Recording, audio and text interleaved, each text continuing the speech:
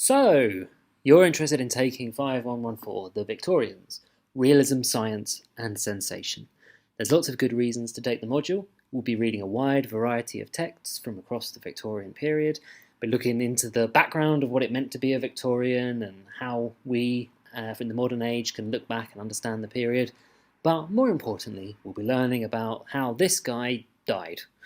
That's William Huskisson. He was an MP, President of the Board of Trade, and as you can see from his dates, he died in 1830, and in many ways his death fired the starting pistol on the whole Victorian period and many of its key preoccupations and themes. And how he died was that he was decapitated by a train on the day the Liverpool to Manchester Railway was opened.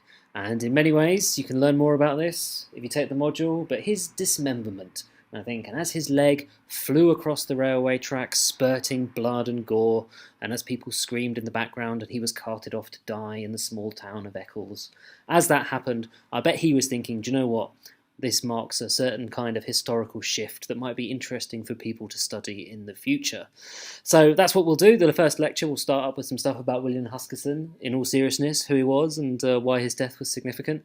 But we'll also be reading a variety of texts from the Victorian period, some very well known, some less well remembered, a mixture of highbrow and lowbrow, popular and art.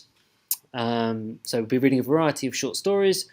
Charlotte Bronte's Jane Eyre is probably the most famous novel that we read, but we'll also be reading a less well remembered novel like Mary Elizabeth Braddon's novel Lady Audley's Secret. The plot of that novel is best summed up as it's like Jane Eyre, but if Jane was a serial killer. That's worth a look.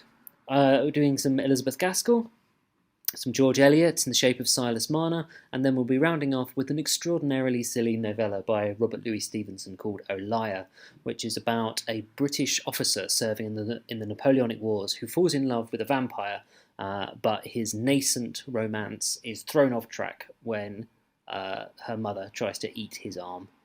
So that's good. There's a mixture of stuff. The goal of it is purely a prose module, and the goal of it is to take you from the beginning to the end of the Victorian period, take you through many of its major preoccupations, also look into the background of how and why texts were produced, how and why and where they were read, and how we can measure their popularity relative to today.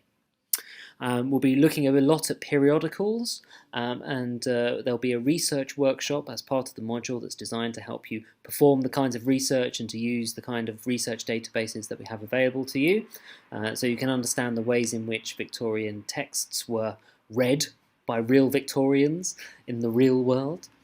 We'll be doing some work on Victorian science, and so we'll have a week on Darwin, where we'll be looking at his On the Origin of Species, and thinking about what it meant to communicate science to Victorian readerships.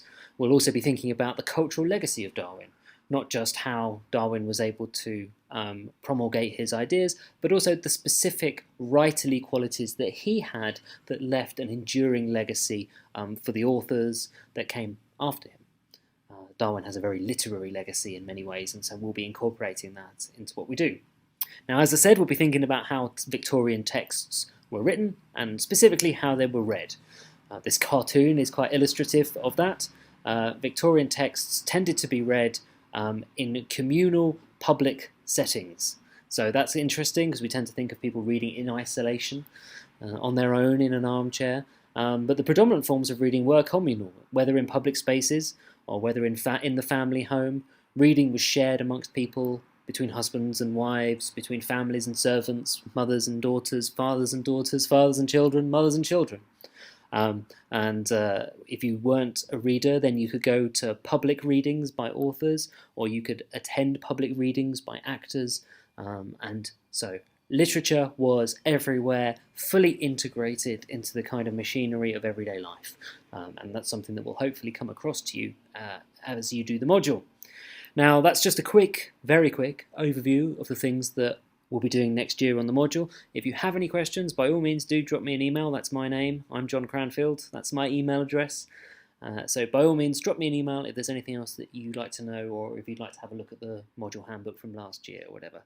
Thank you very much for your time.